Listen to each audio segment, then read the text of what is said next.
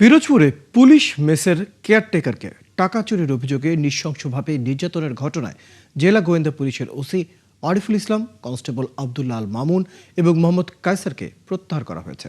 এছাড়া ঘটনার তদন্তে একজন অতিরিক্ত পুলিশ সুপারের নেতৃত্বে গঠন করা হয়েছে তদন্ত কমিটি। নির্যাতিত ইউনুস ফকিরকে হাসপাতালে রেখে চিকিৎসা দেওয়া হচ্ছে। তারিকুল ইসলামের তথ্য ও ছবিতে বিস্তারিত। পিরোজপুর পুলিশ লাইন্সে পুলিশের কর্মকর্তাদের মেসে অস্থায়ীভাবে কেয়ারটেকার হিসেবে কাজ করতেন ৪০ বছরের ইউনুস ফকির। গত সোমবার টাকা চুরির অপবাদে তারই উপর চলে অমানবিক নির্যাতন। তার স্বজনদের অভিযোগ, এই নির্যাতন করেন ডিবি পুলিশের ভারপ্রাপ্ত কর্মকর্তা আরিফুল ইসলাম। যদিও আরেক কর্মীর কাছে পাওয়া যায় হারিয়ে যাওয়া সেই টাকা। ভুক্তভোগী জানান, চুরির কথা অস্বীকার করায় আরিফুল ইসলাম ছাড়াও ৭ থেকে ৮ জন তাকে নির্যাতন করেন। পরে পরিবারের সদস্যরা টাকা দিতে সময় চাইলে নির্যাতন আরও বেড়ে যায়।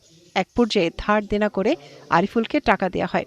পরে ইউনুস পুলিশ সুপার মোহাম্মদ মঞ্জুর আহমেদ সিদ্দিকীর কাছে ঘটনা জানিয়ে বিচার দাবি করেন। কারেন্ট শর্ট দিছে, ইলেকট্রিক শর্ট দিছে, পাড়ায় ধরছে, তারপরে মা কানে থাবড়াইছে, এগুলা সুষ্ঠু বিচার চাই।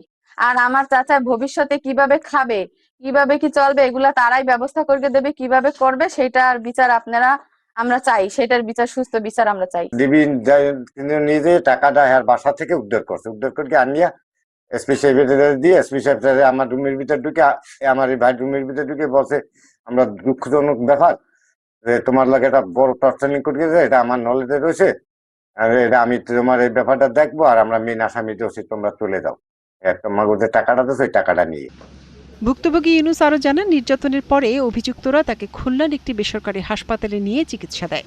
সেখানে তাকে ঘটনার বিবরণ অন্য কিছু বলতে বাধ্য করে।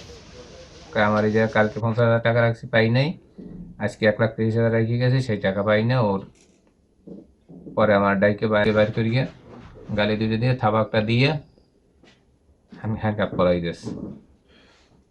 হ্যান্ডকাপ পরাই দিয়ে এরপর নিচে থাবড়াইতে নিয়ে আইছে। থাবড়াই নিয়ে নিচে আইসা টর্চার শুরু করে দিয়েছে। তবে এসব অভিযোগের বিষয় পুরোপুরি অস্বীকার করেছেন অভিযুক্ত আরিফুল ইসলাম।